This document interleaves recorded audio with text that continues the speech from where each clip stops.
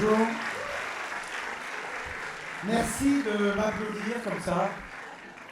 Je suis sensible à cet hommage important.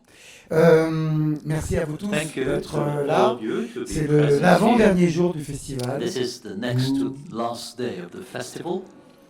Mais on va passer l'après-midi avec Javier Bardem. Et je voulais d'abord évidemment vous remercier tous, puisqu'on est dans les conclusions de fin de festival, pour avoir été là, pour avoir fait de ce festival 2022, ce qu'on disait déjà depuis 2 ans, ça sera le premier festival après la pandémie. La pandémie n'est pas terminée, le monde ne va pas bien, mais c'est bien de se retrouver tous ensemble dans une salle de cinéma, surtout celle-là. On peut d'ailleurs éclairer complètement la salle, comme ça. Voilà, je suis en direct, voilà, comme c'est beau de vous voir encore là-bas, encore plus, ça va éclairer encore, voilà. Vous remerciez tous, parce que le Festival de Cannes vit grâce aux artistes, aux films et évidemment aux spectateurs qui sont là devant les grands écrans. Pour mener cette conversation, je demande d'accueillir le journaliste et écrivain Didier Alouche. Plus fort, plus fort.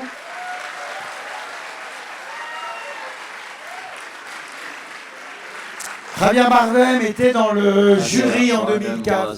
Il a été prix d'interprétation masculine pour Beautiful. Il a été gagné plein d'Oscars. Il fait un cinéma d'auteur quand il travaille avec Fernand de Léon. Et il fait Dune, où il fait un cinéma mainstream quand il travaille aussi pour James Bond.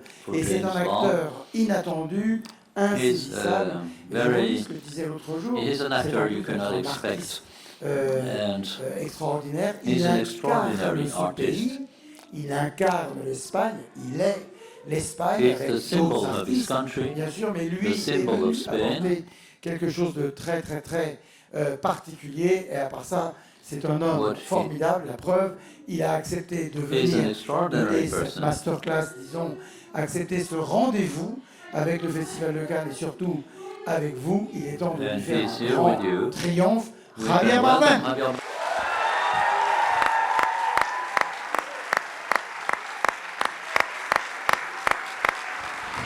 Posez les portables et applaudissez là. Posez les portables, posez les portables.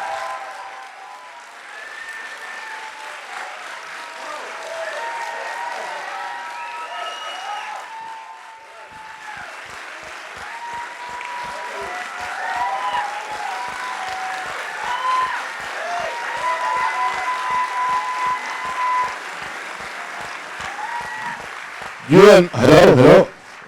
Don't applaud. I mean, I didn't start. You may not like what I'm going to say, so thank you, Terry. You are the soul of this festival. You are the best host any person who loves and makes movies can hope for. Thank you very much for all the love you put into this. Thank you. Hello, Didier. Ça va, Javier? Ça va bien. I got a first very, very important question. Very, very important question. Sparkling or flat? Flat. Okay. Like my mind. Flat. No, that's sparkling. That's sparkling, yeah. Okay. I'm gonna... Hello, everybody.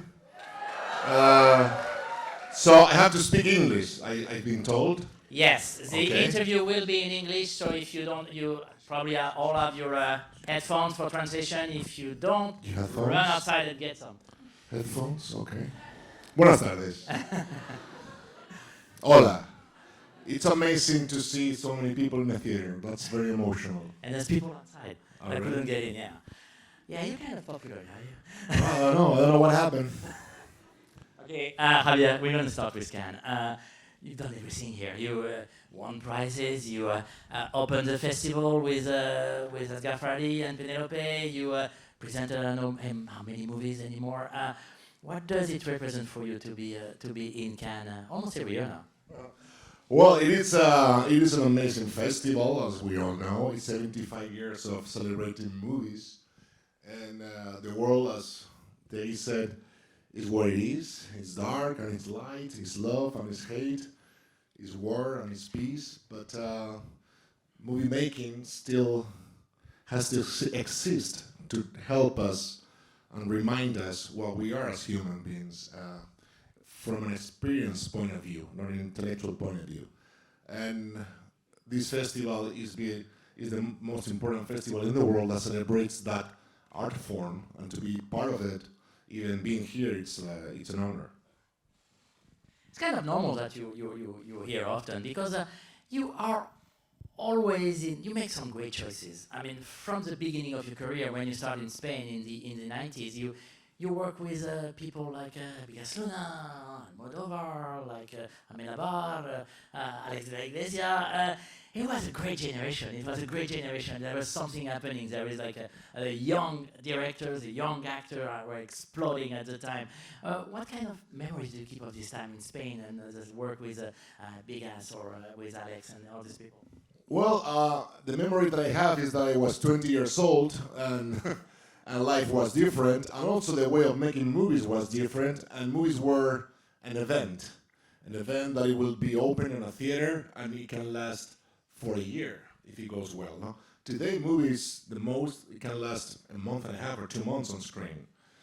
So we live in a different time of speed and lack of, I don't know, some kind of attention, because we have so many choices to put our attention to that it's hard to define just one. But when I started, it was different. It was like you will do a role and you will spend the whole time preparing that role, and you will do a movie like a sacred thing. And then it will open and it will create a climax, and then it will mean something. Now we are going so fast, and I'm sorry, I feel sorry for the people who start. I know there are many students today here. I don't know what it means to be trying to make movies today as an actor or director or producer, writer, because the rhythm is so different from where I started. So what I remember the most is the pace. It was a different pace.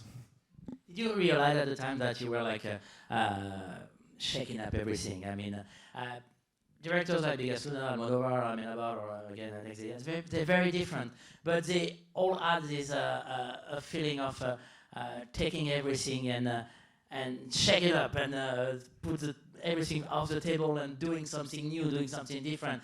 Spanish cinema needed that at the time. International cinema needed that at the time. Did you realize that? Were they like that? I remember talking to some of those guys at the time. They were great, but they were crazy. Yeah, absolutely. I don't remember anything because basically I was drunk the whole time. No, I'm joking. The thing is, I do remember being nervous. I remember Jamón Jamón being the first movie with Bigas Luna and Penélope Cruz and Jordi Moya, and there were Stefania Sandrelli and Ana Galiena and Juan Diego. And we remember that we thought of them like old people. They were in their 40s. Because we were like 20s, and it was our first movie, and we were very anxious. Penelope, Jordi, and I, we were like wanting to do it so perfectly that we didn't even do it good, because we wanted to be perfect. And we know that perfection is the enemy of goodness. So what I do remember is the 90s being a very shaken times for movie making, where, as you said, people will take risks. And I guess I wasn't aware of those risks, but now when I see those movies, I go, wow, that's risky for the time. Yeah. The first time I saw you for real, it was in the Arizona desert. You were covered with tattoos. You had one of those hairdos that you had a secret of, and you were beating up some guy in the sand. It was a shooting of Perdita Durango, not some mobster stuff. and I must say I was impressed. I mean, like, you were like really tall, and the next day I had to interview you. I was like really young, and I'm like, whoa. but then, at night we were in the same hotel, and I saw the party you had at the pool. You were all drunk and jumping in the pool. It wasn't a lie. I was drunk. And I was very much relaxed at the time. But this physicality, this aspect that you had, especially in the first movies, did you use it? Did you play with it? I mean, it's not that I use it, I bring it with me. It's just like, what can I do with it? But it's true that my first roles were very physical. I mean, when I went to the first role that I did in a movie called The Ages of Lulu, which was from Vilas Luna before Jamon Jamon, happened because I accompanied my sister, who's an actress, to the audition. I was sitting down and the casting director said, "Do you like to make a test?" I said, "No, I'm not an actor." "Why don't you?" And okay. And I went there and they asked me to take my shirt off. I took it out and they gave me the role. I said, "Really? Is that what acting means? Okay, I can be an actor, I guess." So I'm just a piece of meat. I start as a piece of meat and then little by little I start to think about it and give it a thing. But I always try to. There was a moment where they were offering me this on and on. I said, "Okay, I'll stop." But now, as you can see, now I can be a piece of meat as well. Oh, yeah. Love meat, love meat. Well, you knew what acting means. I mean, you come from a family of actor. I mean, and directors. I saw Juan Antonio Barden, my first Juan Antonio Barden at Thierry's Festival in Lyon. I saw Ce Couple Heureux, a beautiful movie. Your mother, of course. This legacy, how do you deal with that? Is it something that matters to you? Well, I guess what it did is to really lose the fear of it, and at the same time to earn or win or be more aware of the respect to it. Meaning, cameras or stages were not as scary as it could be for somebody else that will start in this world for new, because I was used to it. I will see my mom doing theater, my uncle making movies, but I will understand how difficult it is, and I will understand the respect it takes to everybody that is involved in one creation of a play or for a movie, and how much a part of it you have to be without being less or more than anybody else. That I learned. So that's where I was taught by my mom. So when I started, for me it was natural. Like, yeah, I know where it is. I've seen stages and cameras. It's fine. But at the same time, I was very aware of, if you want to do something, you have to earn it. Because there's a lot of people with a great talent that are really looking forward to be in your place, and they deserve it. So if you are there, earn it. Another legacy from your family is the political and the social legacy. I mean, your uncle went to jail under Franco. Franco didn't like his movies. No, Franco didn't like anything except oppression and hate. Is it something that I know you're very involved in some great causes. Is it something that you take from them? Is it also part of the legacy? Yeah, I guess, again, I was born into it. My mom was very active in many things, and my uncle, and I don't know, I just saw that since I was little. So I guess it comes with me. It's like having brown eyes or brown hair. It's like that comes with me. Knowing that sometimes it will create some enemies, and it's fine. It's fine to have enemies. It's okay to have opposition. Otherwise, it's impossible not to grow up. And it's good to have conflict. Life is conflict, and you have to face the conflict and trespass the conflict to grow up again. So when you have an opinion about anything, somebody will say the opposite, and it's fine to face that. And I was comfortable with the idea of having an opinion rather than shutting up, because it's, especially today, we are very sensitive about everything. And to have an opinion today is kind of very risky. But I don't share that. I think we have to have opinions about things, because otherwise there's no discussion. We all have to say what everybody's expecting us to say.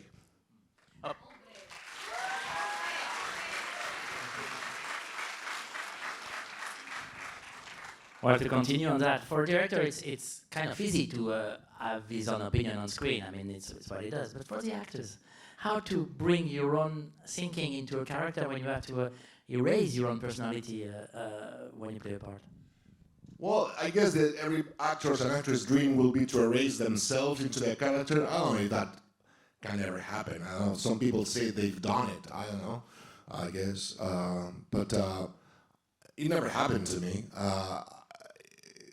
But even if it doesn't happen, that's the aim. That's what you're aiming for when you play a role. To try to find the psychology and the character behavior and personality traits that makes that person unique and comparable to another person. That's the psychology part of my job that I love so much.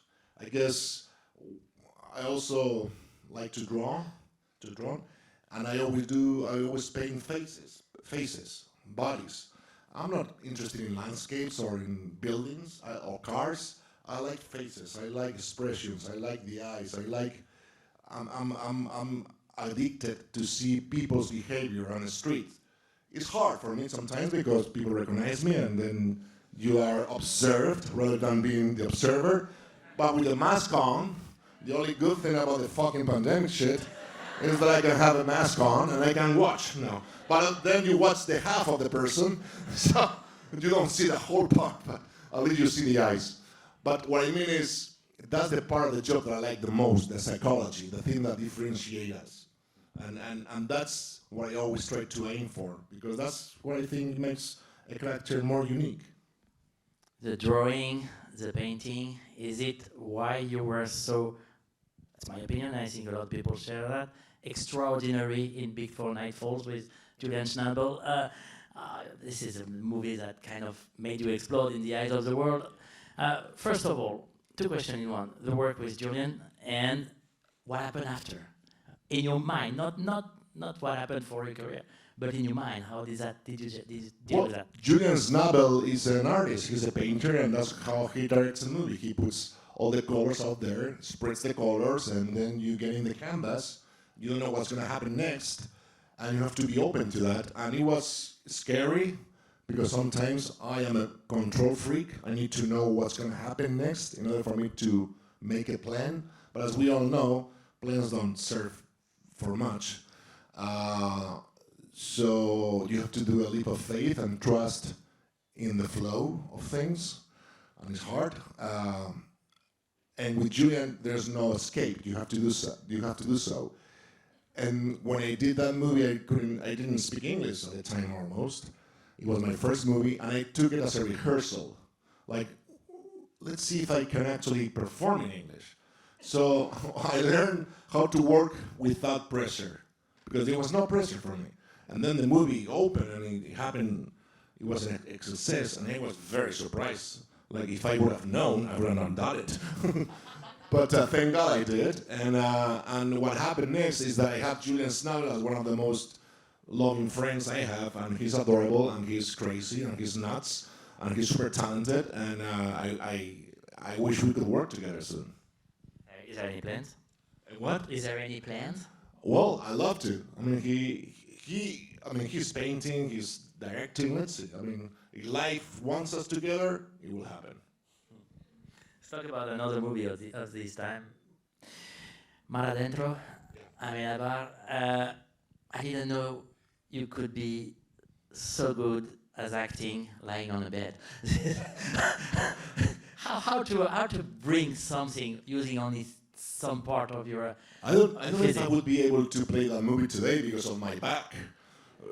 Like, I was 34 and I was healthier and younger, and my back was stronger, and I could be like that for 12 hours per day for 6 days per week for 4 months. But when I think about it today, like, oh, that would be like hard to do it today. Funny enough, being a dramatic movie as it is, it was a great fun of a shooting. We had a great time because it was a great chemistry, and because Amenabar is a great genius and loving person.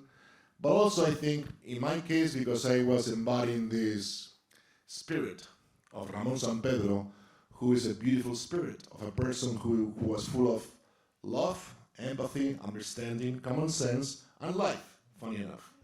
And he was always saying, I just want to have my own decision. I'm not pushing or asking anybody to decide what I'm deciding. I'm just asking for people to respect what I want to do as my last breath.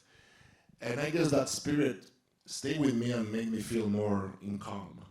Like, I felt sometimes like more in peace. And I guess when you make I know when you play a role, some of that essence stays with you while you're doing it and after you do it. And then it goes. You go, oh no, I didn't want Ramon to go. Or even before night falls, Reinaldo Arenas, because those spirits are spirits of people who sacrifice themselves for our rights as human beings, and that's a beautiful thing to embody. The movie started a huge debate, especially in Spain, but international debate about the question. Is an actor proud, or is it pride, or is it like I don't know if it's joy or pleasure, or I don't know how you want to call it, when his movie becomes something else than just a movie and start a national debate in this case, and I remember in France there was a big debate about the question too. Is it something important for you? Well, it's when what you are expecting or aiming or hoping, wishing that what you do makes sense, really makes sense. You entertain, you go there and play a role and want the audience to have fun or to go through emotions, whatever. But at the bottom line is, what am I telling? Is this helping us to move forward, to progress, to be better in a certain way? Yes or no? Some movies don't. Some movies help us to be worse. It really brings out the worst of us in some way. Violence, for example. But when you do the see inside and you see how the debate opens and how last year, 17 years later, the euthanasia law was approved in Spain. That's a major change. And I know that movie put its grain of sand into the conversation that now has become a law, an established law in my country, which is a very good thing, in my opinion. It's always a seed. A work of art can be a seed. After that, we're in the time where you start your career in English in America. We'll talk about the movies later, but the language itself. How did you master it, and how did you? Is it difficult in your mind when you play in English? Is it still difficult today? Is it still different? Is it more I don't know, homey when you play in Spanish? Is it how do you differentiate that? It's like what I'm doing now. I'm talking in English, and I know that I'm missing some parts that I wish I could translate, but I don't know the words. So, funny enough, when I perform, I try to be as free as I can, but there's always something holding off in my mind saying, remember the T, remember the sh, remember the z. It's like, oh God, come on. And then there is that part that really is putting the break into it, that when I'm working in Spanish, I don't have. I go like, brr. And then sometimes they go, what do you say? It's not that they understand me better. Sometimes they go like, I didn't understand a word you said. So I'm sorry. But it's a different spirit, yeah. About my life here. This is okay. The US, there is some small part. There is this part in Michael Mann, Collateral, which I saw recently. You were pretty good in it. I read so, and it was the second part in the US. Collateral was the third movie in the US. Second. Of States in the States. The States. Yeah, it was I did a movie with John Malkovich. Yeah. It was the third one, but it was the big. It was the first big one, like a big production one. And there's another one who came to Cannes, left without any prize, which means that nobody's perfect, not even a Cannes jury member. But this movie will have a wonderful life. I'm talking, of course, of No Country for All Men.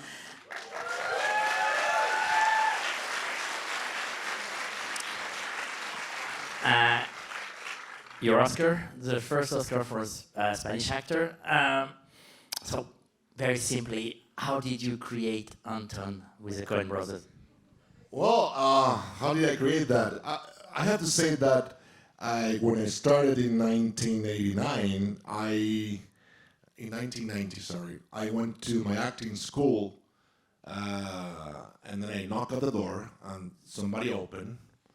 What do you want? I said, is there an acting school here? Yes, but it's not open. We open in a month. Okay, can I be part of it? Yeah. That's my acting coach. He's called Juan Carlos Corazza. He's from Argentina, and he's the best acting coach and master that I've ever met. And I've worked every role with him since then. I've prepared every role. When we were playing that role, when we were preparing that role, we were having lots of trouble to understand what the fuck was that. Because it's like, when you prepare a role, I want to know where is he coming back, where's he coming from, what's the story background, what are his needs, what's he aiming for. There was none of that. It's like, and then we understood that was the power of the role.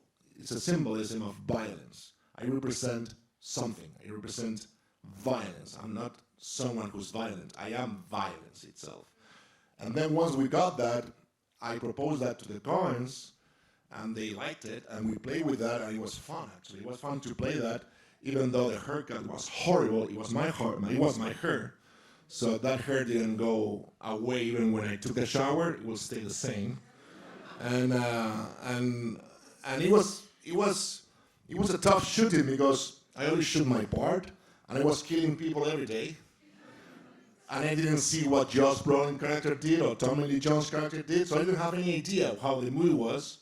And then I saw the movie and I was like, okay, now I understand. It was a good movie. And yes, we came here, I think it was year 2007, and I remember the screening. People loved it, yeah, and it played very well. And yes, we didn't get an award, but it's okay.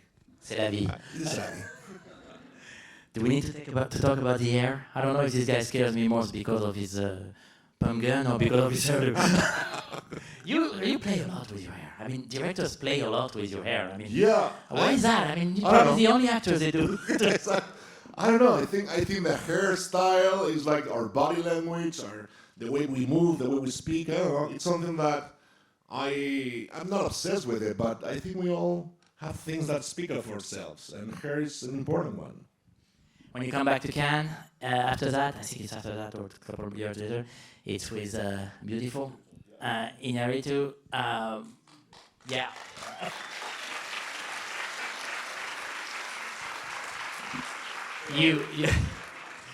You win the prize for Best Actor here. What I wonder is it, you were unbelievable in it, is it the more demanding part that you had? Yes, I think so. I think many elements come to part into that movie, fall in the same place at the same time, which is Alejandro's first movie with one role alone, with one story alone, with one storyline from beginning to end. All the weight of the character in just one character, rather than three stories, as he did before, prior to that movie. And very dramatic. So, and Alejandro is a perfectionist, and he's an amazing director. He's really one of the greatest directors ever that I work with. But he's gonna ask you to go to the bone of it, and I'm fine going to the bone of it. But I went to the bone of it in a way that I wasn't expecting to get there. Yeah, exactly. So, for a movie like that, we shot for almost 6 months. That's a lot of time for a movie like this to hold that energy. So I was exhausted after I finished. But when I see that movie, the last time I saw it was in Lyon Festival with Terry, and I saw it on screen, and I thought, wow, it's pretty good. I mean, it's a good job. And I understood that when we came here and presented the movie, and they gave me the award, for me to win the Best Actor in Cannes is like one of the highlights for any actor.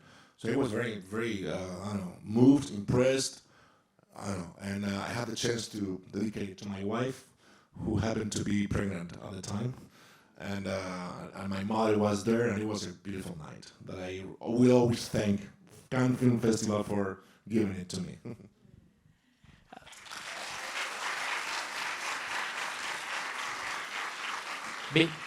Because I love directing, and I want to come back on Beautiful and the scene of the market, this unbelievable scene. You lost, I don't know, 325 kilos for this part, and you probably were exhausted. And this scene is grandiose. I mean, it's unbelievably well done. It takes a lot of work. It takes a lot of work from everyone. Just tell us about the feeling on that day. That day, I suppose it was 3 or 4 days, when you doing a scene that will be, when we see it, we know it's a classic in terms of filmmaking, in terms of directing. Even if you don't like the movie, you cannot not like this scene. Does the actor know that? Does he give more when he's on a scene that could be make history of cinema? What scene is it? The market? The market. On the Beautiful? Yeah. On the streets when the police come? Yeah, absolutely. Well, that is Las Ramblas in Barcelona, which is the main street of Barcelona, and they shoot it with permits, but with mostly everybody that walks that street on summertime. You can imagine how many people not knowing what's going to happen. So most of the reactions you see are real people, and then you go after them and you say, "You've been filmed. Will you give your rights to say to?" And they will say yes or no. But that was an amazing moment, and you could feel the danger of it. And that's what I mean by Alejandro. He really goes for it, and he doesn't take any prisoners.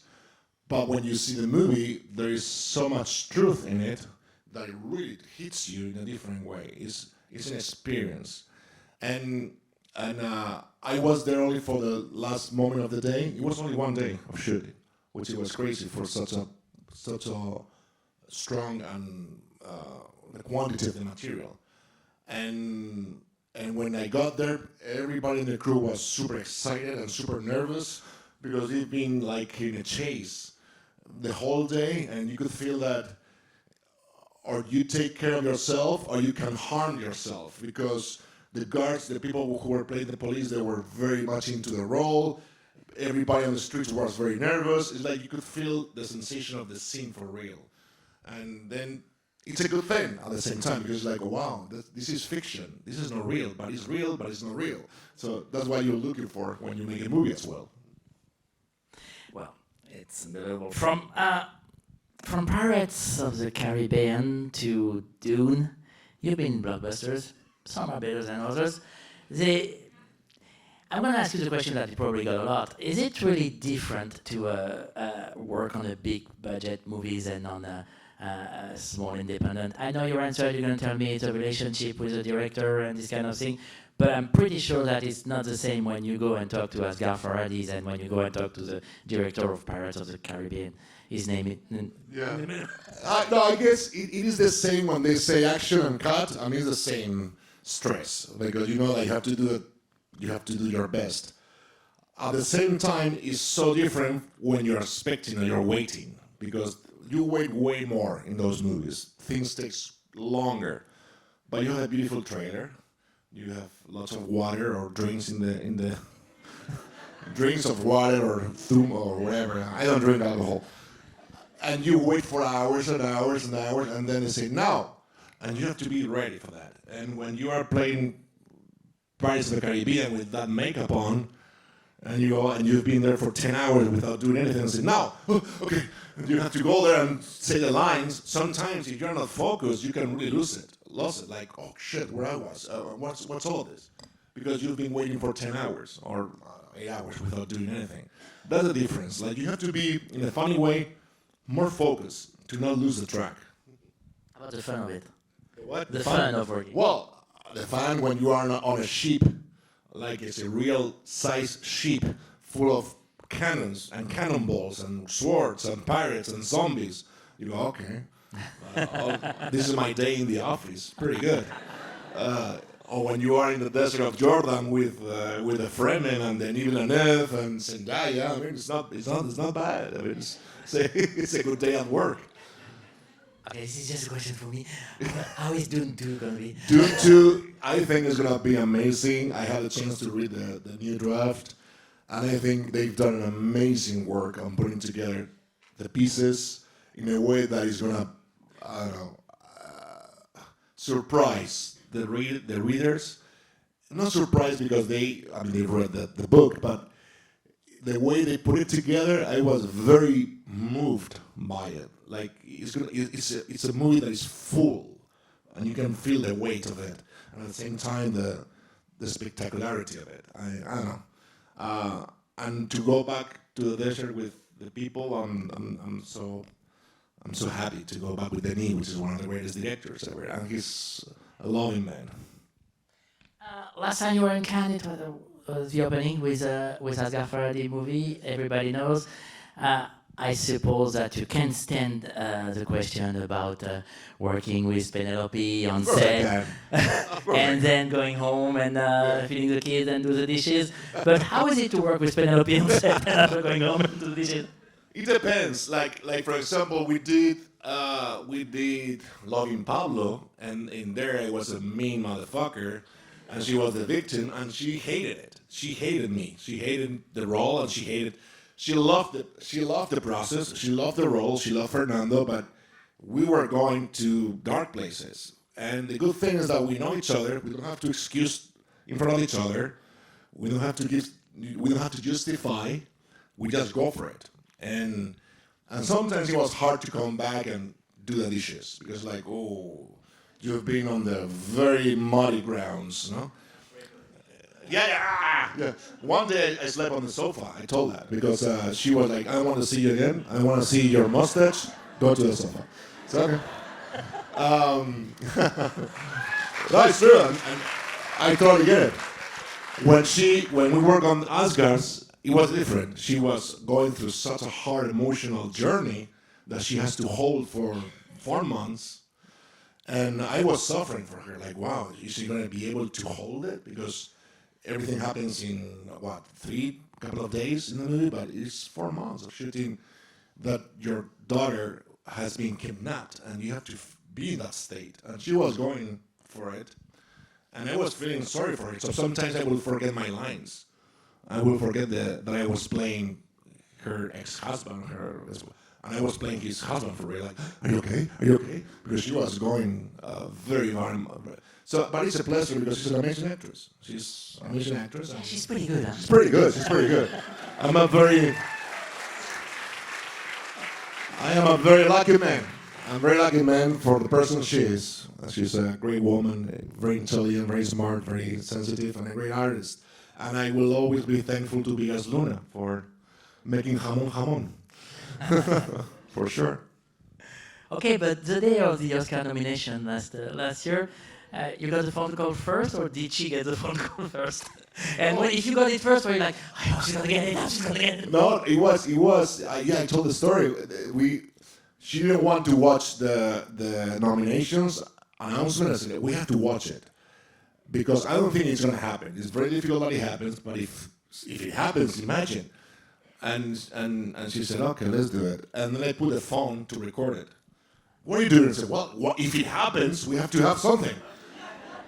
Okay. And then the actor was first. My name, because of the B, will go there first. Hi, Barden. And I was like, fuck, that's me. And I was not celebrating it. And she was like, yeah. I said, no. You have to be nominated. Otherwise, this doesn't make any sense. The two of us or none. And then she was nominated, and there we broke loose. Like, yeah! And it's like if we won the world champion of something. And it was amazing. It was a great honor. I mean, it's crazy that we could be together sharing that amazing moment. I mean, it's starting together the careers because her first movie was my first movie. So it means a lot. It meant a lot. Okay, a question you won't like.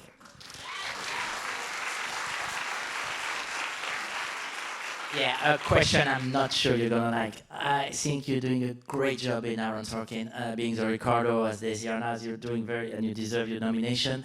I just wish I could have seen this movie in a theater, monsieur. Oh yeah, I guess, yeah. What's your take on that? What's your take on the platform versus screen? I don't know. It's dual in the sense that platforms are giving lots of jobs and they are giving lots of opportunities to make kind of risky movies in a way. But it's sad that those movies don't spend the time that they need on screen, because I don't think any director wants their movies to be screened on TV. But at the same time, maybe those directors won't be able to make the movie without the financing of those platforms. So it's hard. It's hard to understand, or for me at least, what's coming in the next future on theaters, movie theaters, movies that are open on theater. I mean, I don't know what's gonna happen, and I guess movies like Dune and Top Gun are very much needed to bring people to the theaters, but hopefully there will be always room for little ones, because we need to balance the voices. Otherwise, it will be only scream, scream, scream. By scream, I mean loud, like big, huge. It can be good scream, good loud. I'm not saying that it's bad. What I'm saying is we need also something contained, something that's small, something that helps us to be more quiet rather than super excited. I'm going to open the floor to questioning after this one. Just one last thing. Going back on the streamers, the good thing about the streamers is that the kids are open to movies from all over the world, and they are considering movies as an international art. Do you see that, and do you see that it could, I don't know, be the seed of a new cinephilia? What I see with my own kids is that they have a hard time to decide what they want to watch. And that worries me, because it's hard for them to, I'm not saying for my own kids, I'm saying for all of us even, to stay quiet and just focus on one thing and give it the time that is needed for us to have an experience. We want it to happen now. And if not, we move to the next. And that's the scary part. So when we go to the classics, that they have a different pace, I can feel how reluctant they are in, what is that? So, well, that's a pace that we all need to take sometimes to relax and enjoy the process for what it is. But at the same time, as you said, they have access to so many movies out there that it's a great jewel as well. All right. Alors, on va allumer la lumière, s'il vous plaît, dans la salle. On puisse vous voir. Allons-y. Alors, les micros sont là et là. Levez la main, on va vous les donner. On va commencer par la demoiselle qui est debout déjà carrément. On va essayer de passer un micro. Oui, on viendra après, promis. Hi, it's not really a question. I draw as well faces, and I brought my sketchbook today, and it would mean a lot to me if you could sign it at the end. Oh, yeah. Yeah. And my friend has a real question for you. Hello, Javier. Hello. So throughout your filmography, you've got to play a lot of quote-unquote masculine roles. Could you define masculinity? Good luck. It's a good question. I don't know. I can't define masculinity for what it is. Everybody have their own opinion on that, but I will define that a good masculinity is the one that has half of a woman inside. I mean, that's what it should be. We are half and half, and we have to be. I mean, it's not that we are half and half. Some people are 100% woman, 100% men, whatever.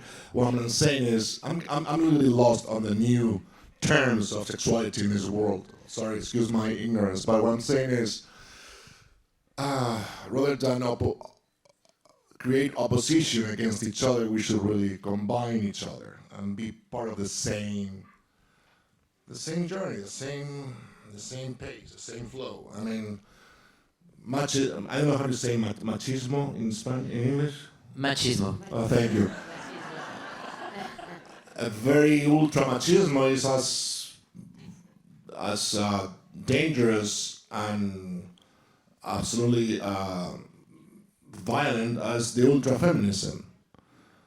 That's not an answer for anything. We really have to try to convey each other, and knowing that I need you, you need me, and only being part of the same, we can grow together. And that's why when I see a man showing emotion and allowing their sensibility, their weakness, I think of that man being a very strong man rather than the opposite, which is what we've been taught, by the way, since I was born. I'm 53 years old.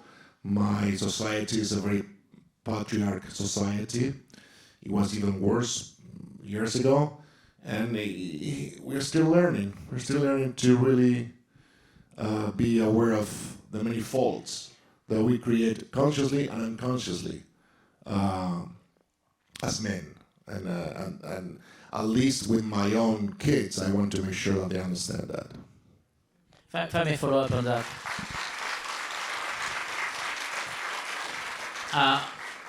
the fight for equality in the industry, in cinema. In Europe, it's not the same, but in the US, it's very important that this fight keeps going. And there is some result. Do you see that? Do you realize that things need to change on this question too? Yes, I think it is more present. We are more aware of it, and as we should. And at the same time, we should pay attention. I think, in my humble opinion, to not go far with it, to not go straight with it, because otherwise we're doing the same, but on the other side. I mean, I don't know, like the other day, I was talking to someone from the festival, and he said that it was criticized because there were not too many women or too many black directors. The thing is, what about the movies? Are the movies good? And then, of course, who's behind the camera shouldn't matter, in my opinion. Either it's a man, a woman, black, Japanese, Jew, I don't care. It's a good movie or a bad movie. As much as we always try to push to convey the thing of it has to be this, it has to be that, there's going to be a strong opposition on the other side. So that's what I'm saying. But that's my humble opinion. She's sitting on the floor since the beginning, please. Hola, buenas tardes. S'il vous plaît, je voulais savoir votre I'd appréciation, like to know votre rôle avec what you Nicole think Kidman about et your Nicole part with Nicole Kidman, because I really liked it. But unfortunately, this film was not very successful. Ouais, avec Nicole Kidman. With Nicole Kidman, Charlie. The appreciation of that movie. That moment was a great moment in this festival, let me tell you. People were having fun on that carpet and on the press conference. It was a disaster. But let me tell you, it was a great disaster. It's good to come to a festival like Cannes and being booed and be reminded that what we do can be horrific. Because otherwise we think of ourselves too high. And I have my own idea about what that movie was. We worked hard on making the movie. I haven't done any movie where people didn't work hard, but it was a missed movie. I mean, it was a missed fall of the movie, in my opinion. People saw that, people shared that, and the whole rules of the festival changed after that. Now, right? Now they cannot create reviews on the same day of the opening because the opening of that movie that day, it was like a funeral. Right? But I was laughing. I was like, yes, this is what it is to make movies. Sometimes you do No Country for Old Men, sometimes you do this one, and it's neither important that it's a great or bad. You keep on doing what you know to do. I mean, it's like life. You like the movie? Great. Thank you. You may be the second person that likes that movie. Okay, we got a question over there. Yes. My mom.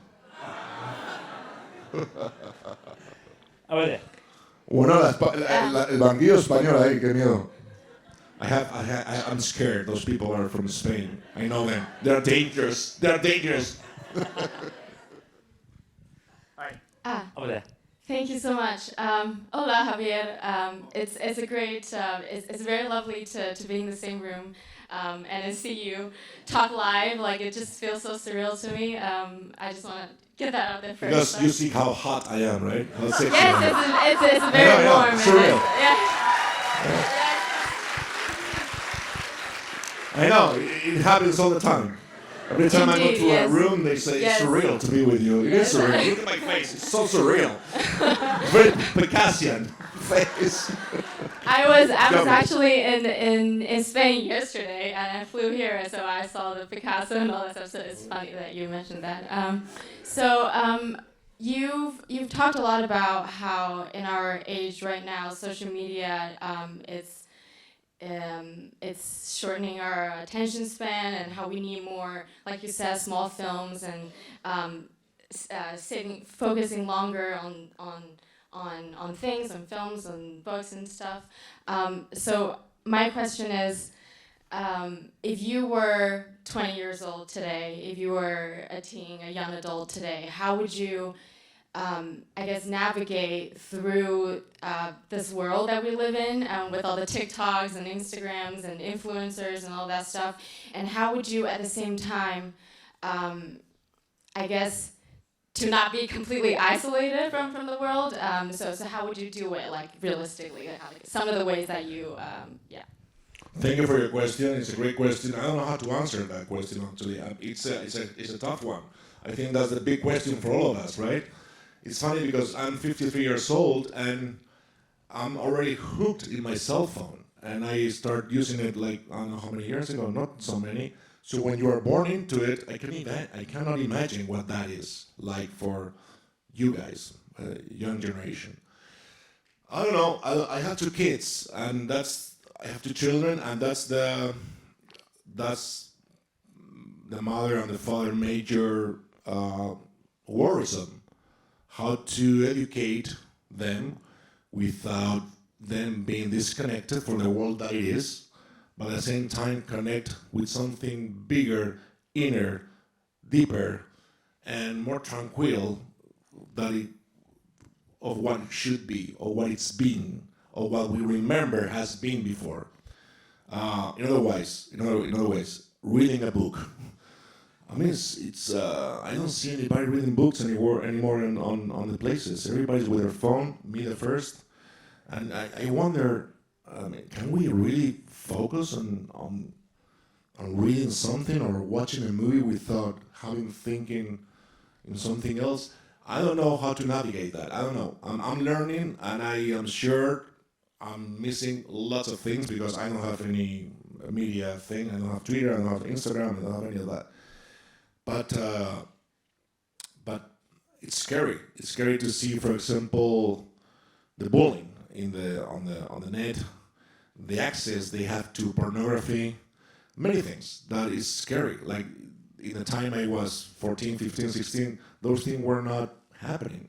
So it's a different world that I don't have knowledge of. Also, when I was 19 or 20 and I was having fun, like we all have to have, and I was getting drunk and I was going to clubs and I was partying with my friends, there were no phones to record that. So you could be free. You could express yourself. You could be you. Today, it must be very hard. I'm not going out because I'm an old man, but it must be hard to really be yourself when you can be recorded and spread over the net in a second. I don't know. Those questions I'm learning since I have 2 young kids, and I guess I'm trying to teach myself in not losing what it was when I was 20, which is, again, a different pace. But it's hard. So good luck to all of you. Good luck to all of us, I think. I think... Non, juste à côté de toi. Merci. Hi, my name is Marilena, and my favorite movie ever is Vicky Cristina. Of course, Marilena, yeah. It's unrelated. It's I was trying to say it. Totally unbiased. And I really liked what you said when you were talking about your wife and how recently it was hard for you to distinguish the lines between real life and the character you're playing, and like really feeling bad for her and the emotions she's feeling. And so I always wonder, was that hard to play that role where, I know as an actor, of course you have to kiss other people and that sort of thing, but this was a passionate movie full of like love and sex and everything, and was it hard for you both to, you know, for her to see you feeling all of those emotions with someone else right in front of her, or did that cause any issues, or were you able to distinguish those blurry lines better in that movie? Okay, good question. Next.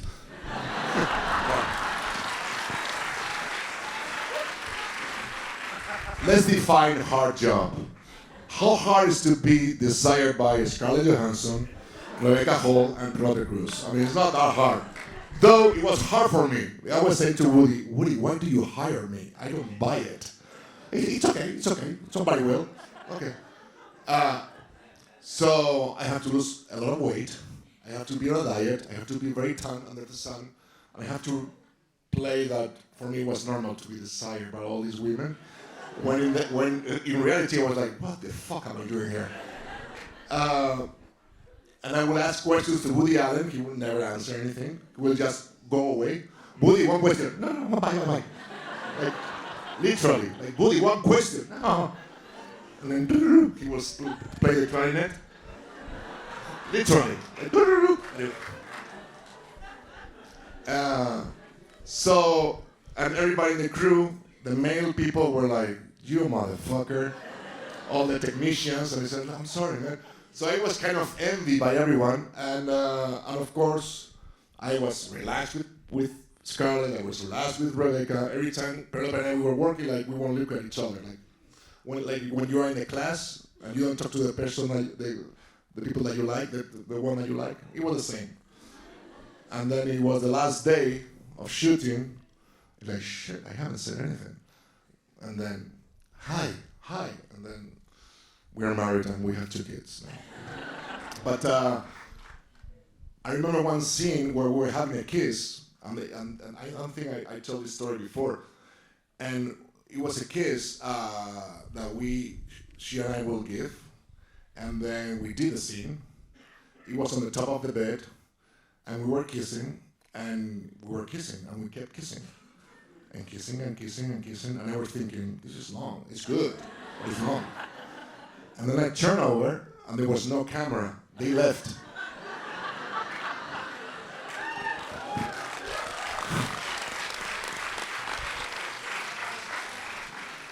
And then Woody sent that footage as a wedding gift.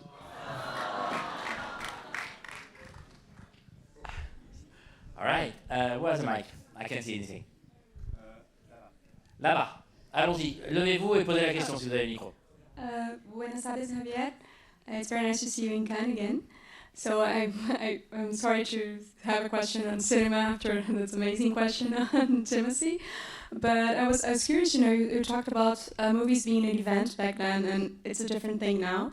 And actors, they play a very big role in bringing movies to us and bringing movies to people that are not open to cinema at first.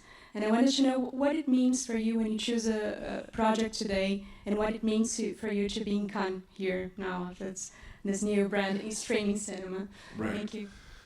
Well, what it means every time I get a role is like I'm blessed, I'm grateful, I am lucky, I'm a lucky bastard. Listen, when I started 34 years ago, I would have never thought I would make a living out of this. And the fact that I'm working with some of the best directors in the world, in Spain and out of Spain, I mean, the Coens, Woody Allen, Denis Villeneuve, Fernando, Pedro Almodóvar, Amenábar, it's something that I would have never, ever dared to dream. So every time I get a role, I feel like I breathe and I go, wow, thank you. Because I don't know when it's going to be the time where they are not going to offer you any role anymore. And we know many examples of great actors and actresses that, so it's going to come, it's going to happen, but in the meantime, you keep trying to do your best, so it happens later and sooner. And being in Cannes, it's, as I said before, it's an honor. And also it's a responsibility, because being here talking to you, like, what are you expecting me to say? I was talking to Asghar Farhadi, and I said, I want to do something because I'm doing a master class. He was laughing. I said, no, Asghar, I'm a master. I'm going to do a master class, not you. I said, no, don't laugh. And I'm going to ask everybody to call me master. So please, can you call me master when I say 3? Because there must be a video that Asghar has to see when the people call me master. 1, 2, 3, master! Yeah! Master of puppets. So when you are in front of an audience like this, where you're supposed to say very bright things or intelligent things, I feel like very, I don't know, like, yeah. Okay, where's the mic? On this side. Right here, the lady in the third row. Et après, on viendra par là, promis. Allez-y. I wanted to ask if you ever, the industry tried to change you, or maybe change your accent or the roles you were playing, or that you took the place of really like the Spanish, like Antonio Banderas, and took the way of making more Spanish casting? Well, no matter how much or how hard I try, the accent is coming with me, and it's impossible to erase. My friend and agent Elise Serge is here. She's trying to erase my accent for 25 years now. Nah, I'm joking. I love you. We are friends and we are working together because she never tried to do anything that I couldn't do. She's been always very supportive, and I adore you. And thank you, Elise. No, I guess the only movie where I tried to kind of put it less and less, it was No Country for Old Men, because they didn't want him to be from Spain. It's like, okay, so I worked hard on that, and it took me a while to really be able to say those lines with a little less of an accent. But no, I never been asked or pushed away for an accent, thank God. So that's the good news. Alright, on va aller dans ce coin-là. Si vous n'avez pas le micro, levez-vous et parlez fort. Bah oui, après on passera à vous en mode.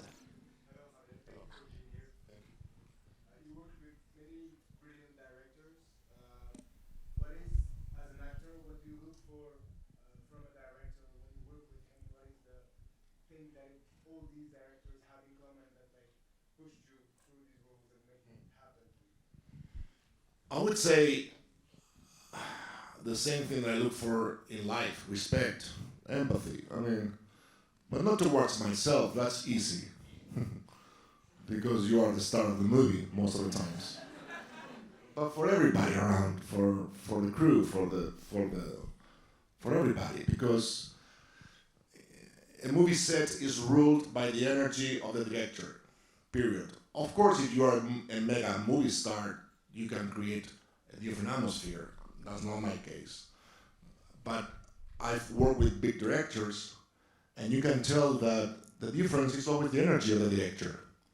And when you work with people like Asghar, for example, he's a loving, caring, empathetic, you say? Empathetic?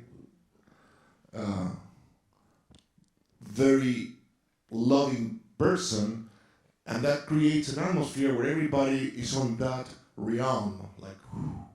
And that's why you ask for a director. I don't care if they are better or worse or they have great ideas. I just want them to be good people. I mean, because at the end of the day, movies are there, great, but experience is what counts, I think. So. Hi. Over here. Do you need to understand everything in the script, or just the feeling of the movie is enough? In other words, what the heck is Mother about? I was going to tell you that. What's Mother about? I don't have any idea. No, I don't need to. Help it, but yeah, I tried to understand everything, but in that case, I gave up. There was a moment where I said, Darren, I got it. What do you want me to do? What do you want me to do? I tried, I guess it's my insecurity as, not only as an actor, as a person. It's always translated into how much of a control freak I am. I need to understand and have everything planned in order for me to jump off the cliff. Otherwise, if I don't have anything like put together, I don't know how to act. And that's why I need it. It's out of fear or insecurity. But sometimes it's better not to understand the things and just go with it and see where the director wants to take you. Mother is a fascinating movie. Can I just Okay, ask the a lady question with the over mic over here. here about refugees? To the right. What's the question? If just over here to your sorry. right. I'm so sorry. I wanted to say thank you, first of all, for your reflections and humor and compassion. And I also wanted to thank you for your steadfast and vocal support for Oscar camps and Open Arms and their life-saving refugee rescue work in the Central Mediterranean. And as a lot of us who are engaged in this work in the Central Med and other localities are facing criminalization for that response, my question is the role of advocacy and platforming of human rights and social justice struggles for those who have platforms. And I'm conscious again of the role of sort of cinema in this and the duality that you spoke of in terms of representation. But yeah, the summary of my question, I suppose, in these times of injustice, how to use the platforms, how to amplify and platform the voices of those who are being invisibilized. And thank you. Well, thank you for doing what you're doing. I mean, I'm just making movies, you're setting people.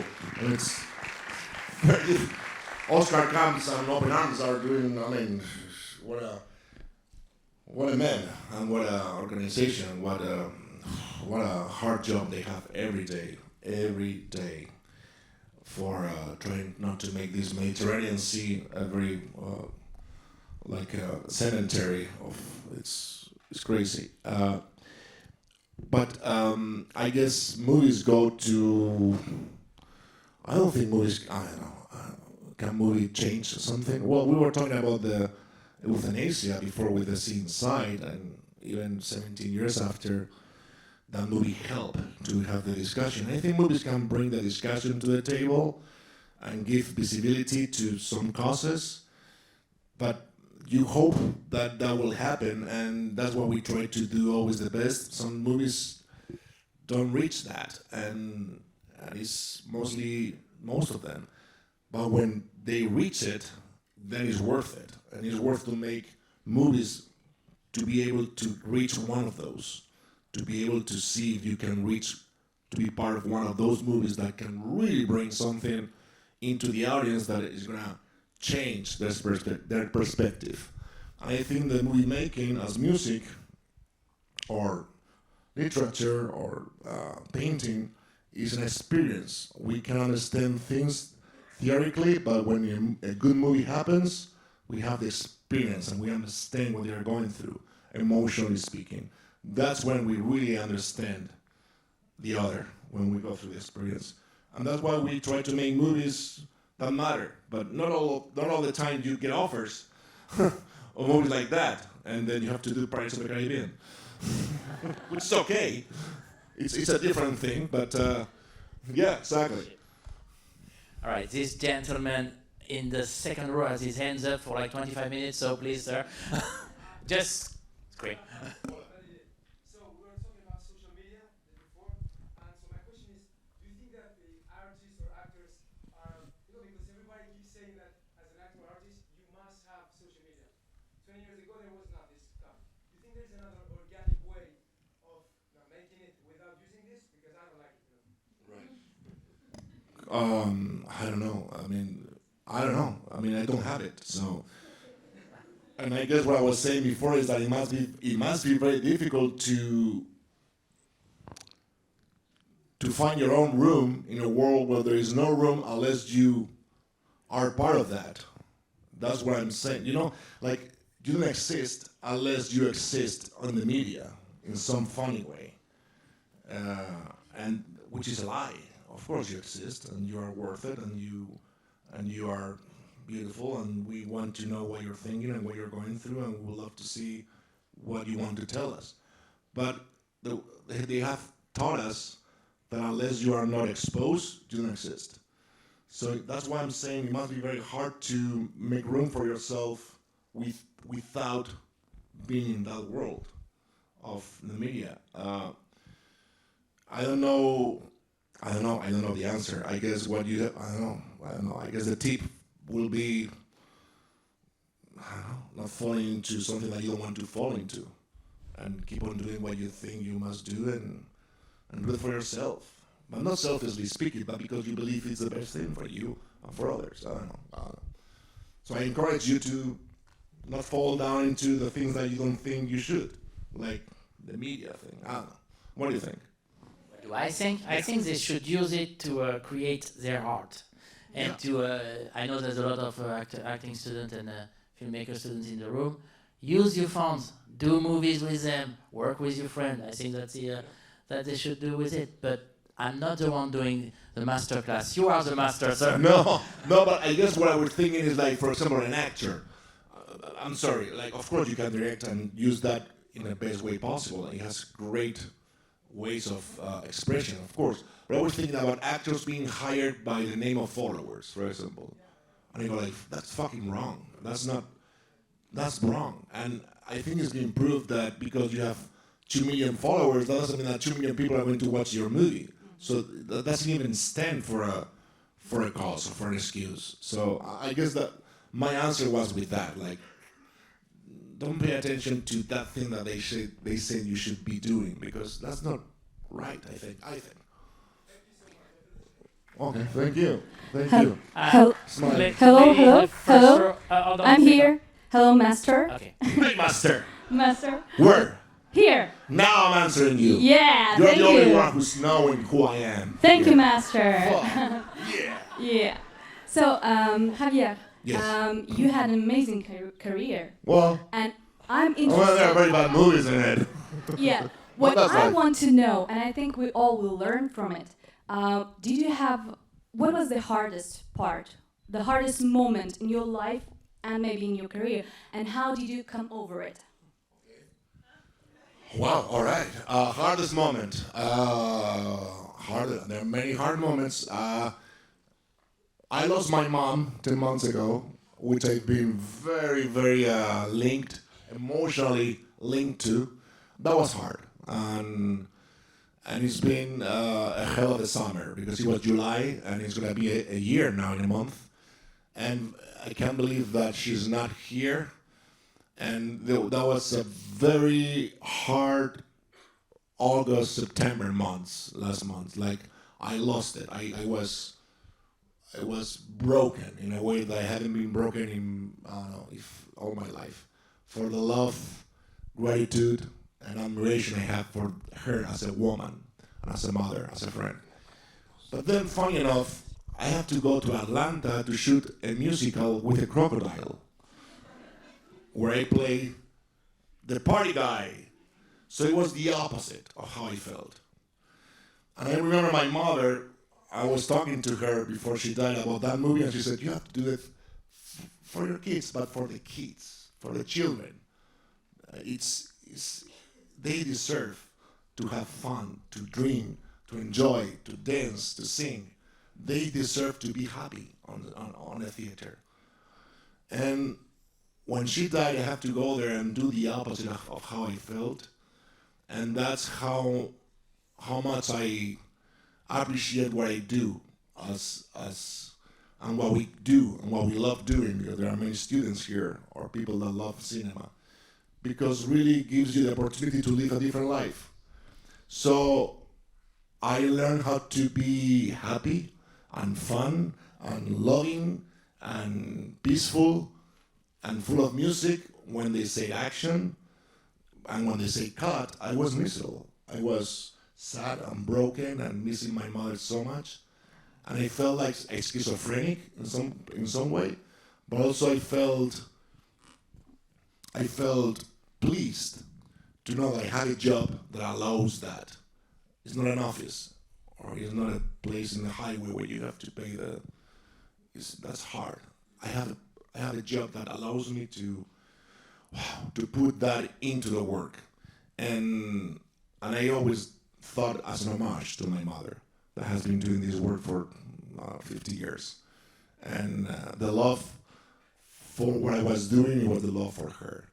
That was a hard moment, but it was also a moment that put me very much in connection with my mom in a way that I've never felt so close to my mom like today, for example, or like yesterday or tomorrow. She's so present today and every day. And what can I say? What it was hard almost a year ago, now it's a bliss. And that's, I guess, what we have to create. Overcome that moment, because it will bring some jewels into it. It's hard to imagine that there is jewels, there is a reason, there is something that we can learn from. But there's always something to learn from.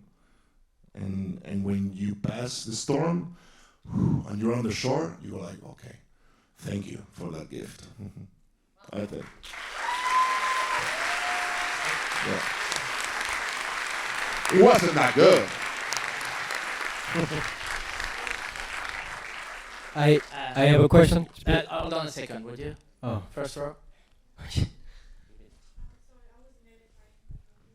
No.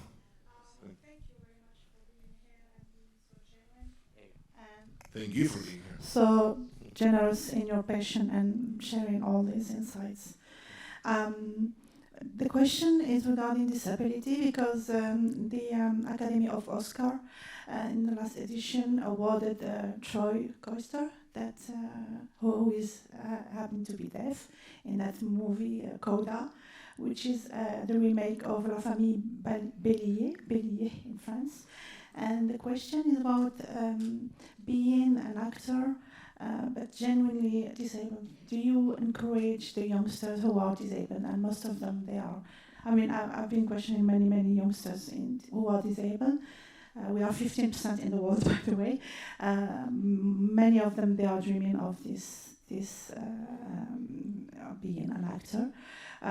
Do you think we should encourage them, or would you, for example, yourself, accept to play the role of a disabled, or would you encourage to take disabled? I mean, because in the first origin, the first version of that movie was played by non-disabled people here in France. That's why I'm asking this question. Thank you. Well, I think it's very brave that a person with any kind of disability really thinks of himself, herself, like a person who, of course, deserves the same rights than anybody else, as he should or she should, first of all. But then that person, I guess, has to fight against society that don't think the same, that they think the opposite. They think that they are lesser people for whatever reason. It must be very hard. So do I encourage them? It's not that I encourage them. I envy their willpower. I envy their steam, their self-esteem. I envy their love for what they're doing and their love for what they are as people. So that's one thing. The other thing is, would I encourage any director to go for the real people? Yes, of course. Of course. And I've had this discussion on my shoulders by being the Ricardo's movie because I wasn't Cuban. It's not the same, of course. And I said, I'm an actor and I'll play the roles that I've been asked to play. But let's say, like, for example, in the Coda movie, the fact that those people, those actors were deaf, real deaf, I mean, it makes a whole difference. But also amazed me how the actress who's not deaf learned the language, and she's so amazingly good on how she expresses the feelings, the deep emotions with the hands, with the signs, and the way she talks. That amazed me the same level as those. So we have to equilibrate everything. Of course, there must be room for everyone, but at the same time, not against the others. Like, we shouldn't be against of disabled people in movies, putting always actors who are not disabled. We shouldn't be also go against not disabled actors to not play disabled people. I'm sorry, I get missed, but you know what I mean, no? We should all get together, and that movie is a great example. Of course, the story allows that, but it's a great example of how to combine those two things, and that's how it's so powerful to see those actors and actresses doing that. It's like it's a masterclass. That is a masterclass for real, of performance and also inclusion. Thank you. Pardonnez-moi de vous avoir interrompu, c'est à vous. Okay. I have a simple question for you. Just thank you to be here. In the beginning of this interview, you have said that it's difficult for young people, and my question is simple. Can you give an advice for young actors in this universe? This universe. Master of the universe. Yeah. My English is not very good, sorry. No, you're good, you're good. I am master of the universe. Thank you. Okay, a tip for a young actor. Quit, man. Do something else.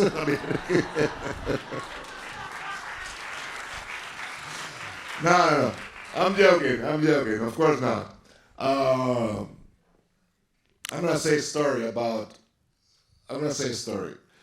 my wife was pregnant with her first child, and I've always said I don't believe in God, I believe in Al Pacino. And we were opening Beautiful in New York, and Mr. Al Pacino was doing Merchant of Venice, and he went from the theater to the place where we're having the dinner after the screening in New York just to say hi. Just that made me almost cry, because I met him a couple of times, and for me it's like... So he approached Penelope, and he saw the womb, and he touched the womb. And I said to him, he might be an actor. Like saying, that would be so wrong, no? And he laughed, ha ha ha. He kept touching and he said, I wish he can be an actor. And I thought, shit, right, yeah. It's not a bad thing to be an actor, actually. Like, I've always thought to be an actor is a lesser job. It's something that doesn't matter. It's something that really doesn't make any difference. That we're not giving anything to the world. We're not making the world better like your people. We're just making fucking movies or theater plays or TV shows. But when Al Pacino said that, it's like, fuck, it's true. We can do things that mean something to someone. If you're lucky, not every time, but if you're lucky. And just because of that moment is worth the whole career. So, welcome. And all the best luck with you and your career, and I hope you find that moment where you and what you do means something to someone, because that's worth it to follow all your life. So.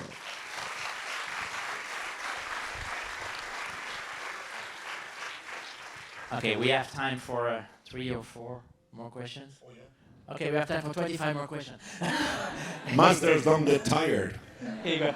Absolutely. Hello. Thank you so much for this historical moment, because it's historical. I'm coming to Cannes every year, man. What the fuck? Yeah. And historical moment, monster of universe. Oh, God. I love you, friends. We love you too. And for this, I have a small present for the hottest man in this room, and this is the coolest T-shirt from Ukraine, from Ukrainian designers, the symbol of independence. And my question is, what does happiness smell for you? What's it? What? Happiness. What is the smell of happiness to you? The smell of happiness. Wow.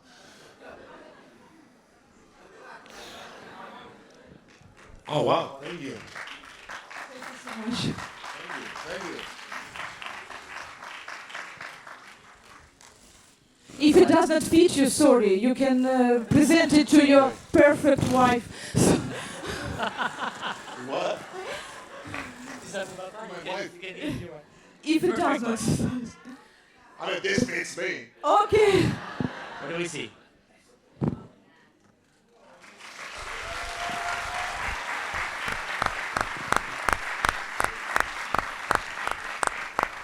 The smell of happiness is just this. Somebody that will be generous enough to come and give me something that means something to her, and that knows that means a lot for the world, and that we can share it publicly because it means so much. That's the sense of happiness. I mean, that's meaning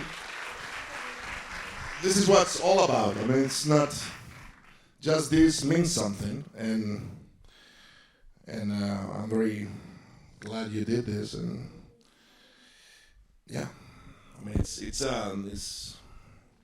tough, this situation, and yeah. Let's not forget it's 3 hours away. Yeah. All right. Where's the mic? Here. Where's the mic? Here. Hi. Lady. You mentioned you're 53 a couple of times. Life seems alright, right? You have like 30 odd plus years left. Hopefully. Even more. I'm not, yeah.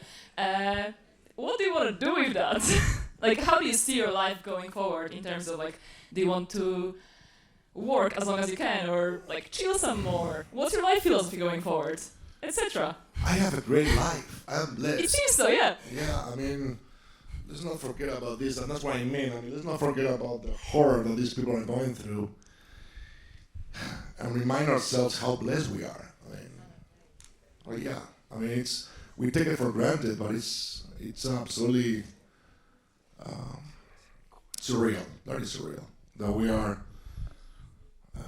celebrating ourselves and life and movies and things like that while other people are being bombed under their shelters. It's hard to understand that. So when you ask me that question, is that my answer is just, what do I want? To keep living in peace, to keep living and try to help people around me, to my little community, which is my family, my friends, my neighbors, whatever, to be in peace, to be in peace. In peace in the sense that I don't want to be right, I want to be loving. I don't need to fight to make you understand that I am right and you're wrong. I just want to understand you and try to understand you, which is very difficult, because maybe your opinion is going to hurt me, but I have to live with your opinion. And as the genius said, I will die for you to be able to express your opinion, that I'm so against it. And that's the world we live in. And when these things happen, it reminds us, or reminds me of my 53-year-old, how vulnerable everything is. How in a second, these families that were also enjoying movies in theaters and theater plays, and they get it back and they go under the shelter of underground, and they are bombed in a day. So what I mean is, I don't want big things. I just want little important things, like to be in peace, like we are now, in silence, in peace, easy, nothing major, nothing big. That's what I want. It's very difficult. It is very, but also it's very small. I mean, compared to other things that we may think of ourselves, and that's, I guess that's what I mean. Like, not be too ambitious with anything. Just try to go step by step and respect others. I mean, feel empathy for others. That's the other thing. And it's hard. It's not easy. There's many people I don't like. There's many people I don't like what they're doing, what they're saying, what they are promoting, politically speaking, what they're allowing. But I guess the forced, violent opposition to that is only create pain and more violence. And that's something that we have to learn. And it's not easy, but we have to. We are condemned to learn that.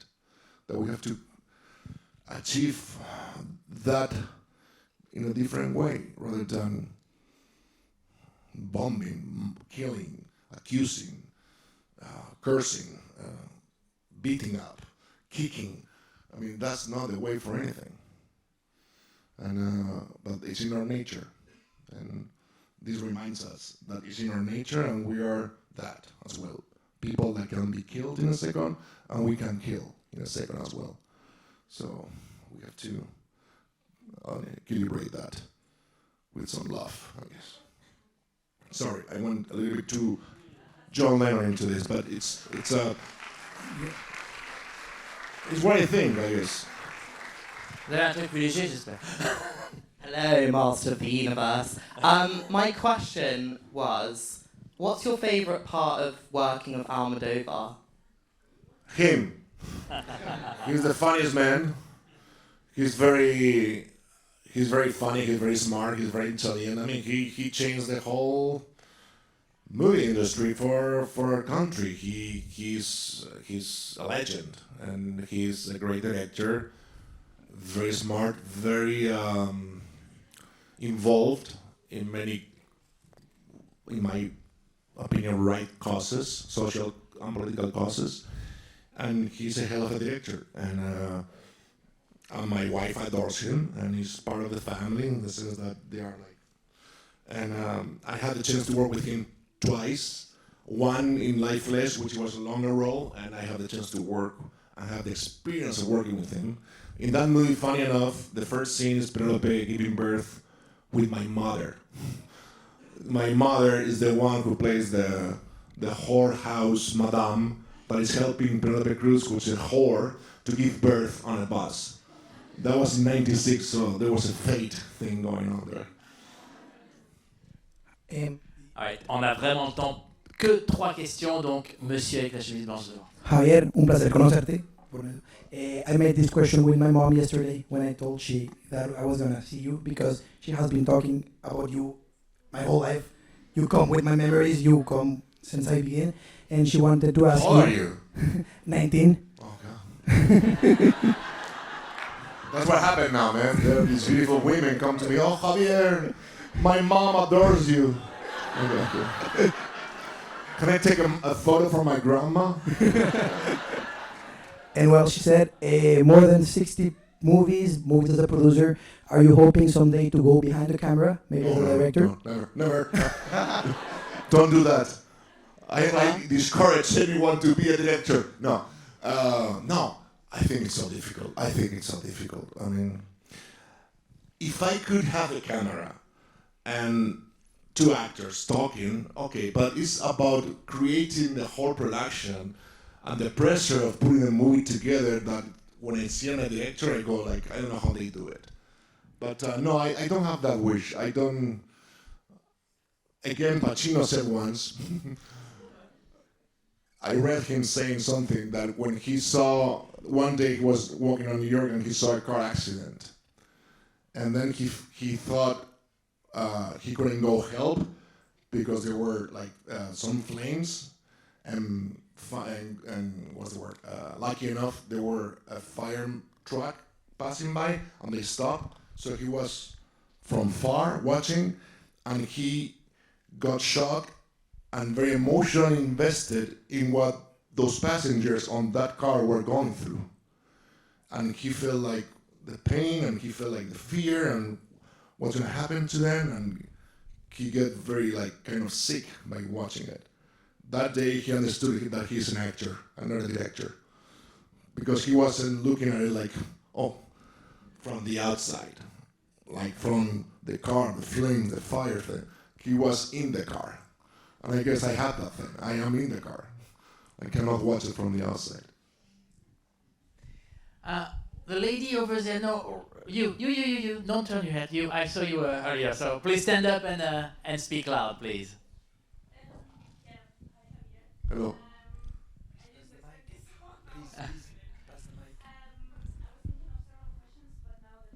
Just one, please.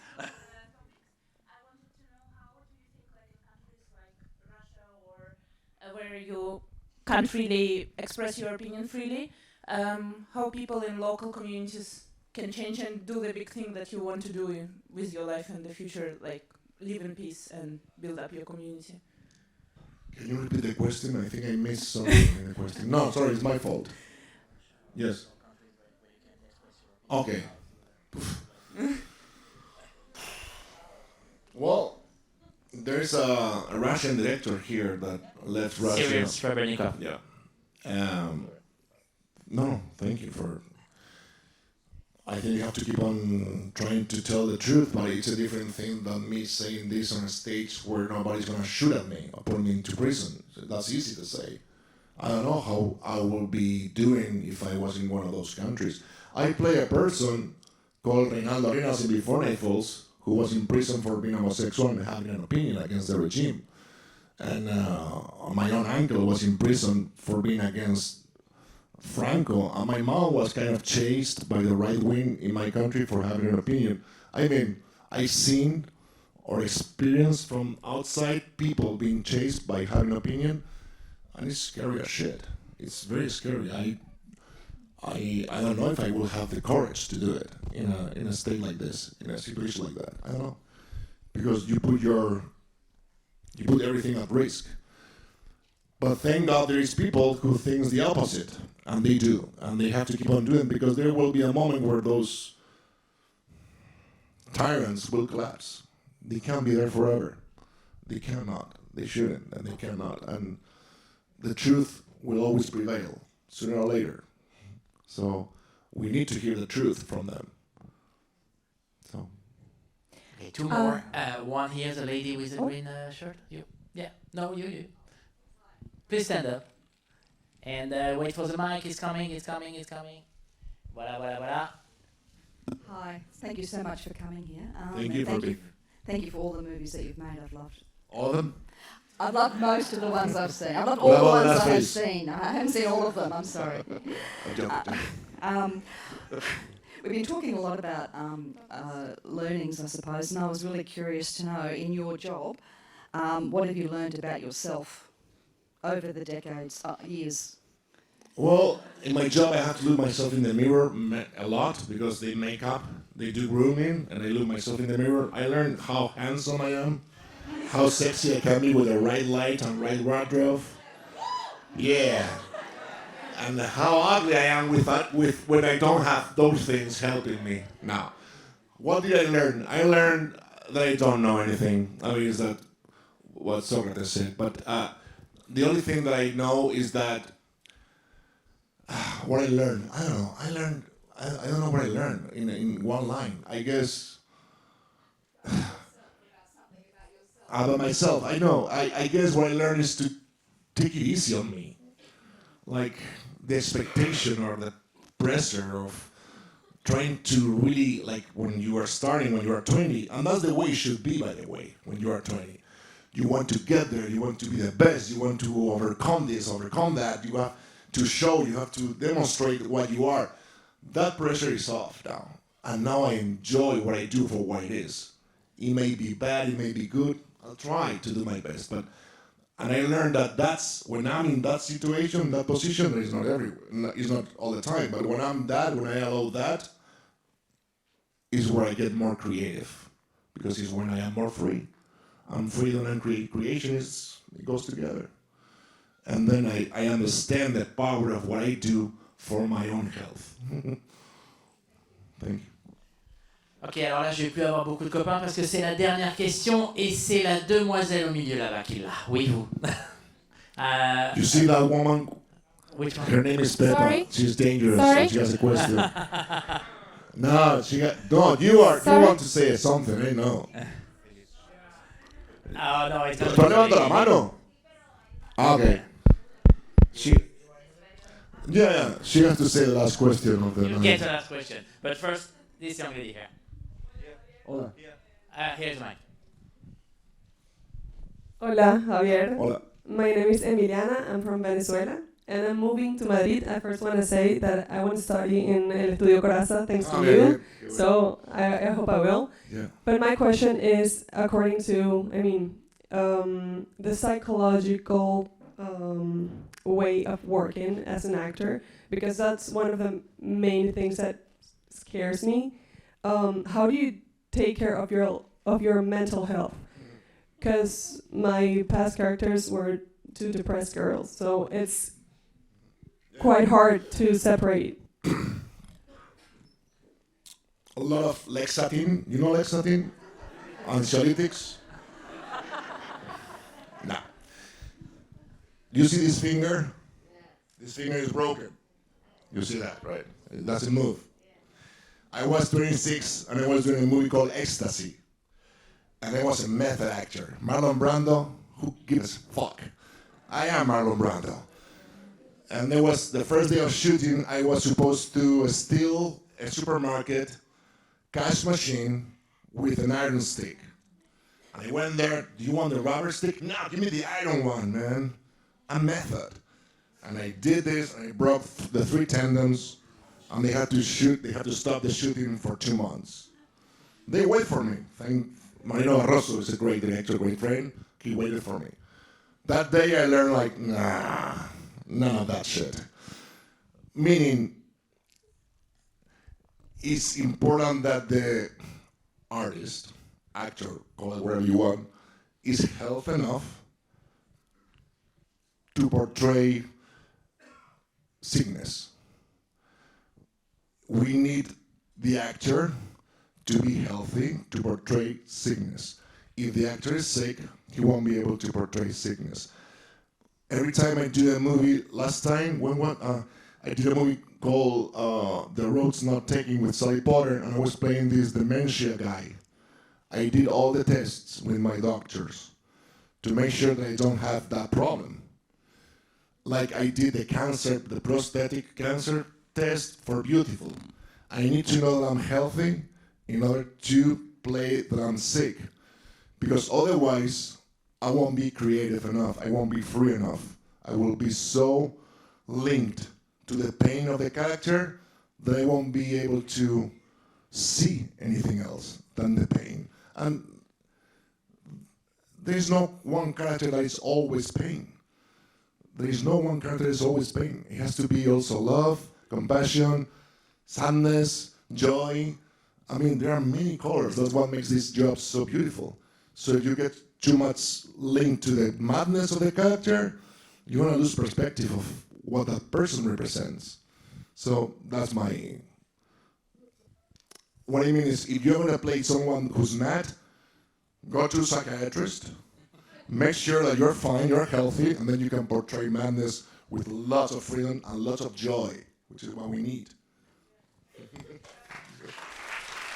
Okay, Javier, for the last question, welcome to the danger zone. Como ahora hago una mierda de pregunta, verás. Hola, Master. Hola. My question is, do you regret of some role that you rejected in the past? And you are also Marca España, you represent Spain around the world. That is a huge responsibility sometimes.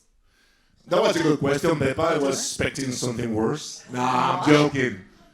She's one of the greatest journalists in Spain. She loves movie making.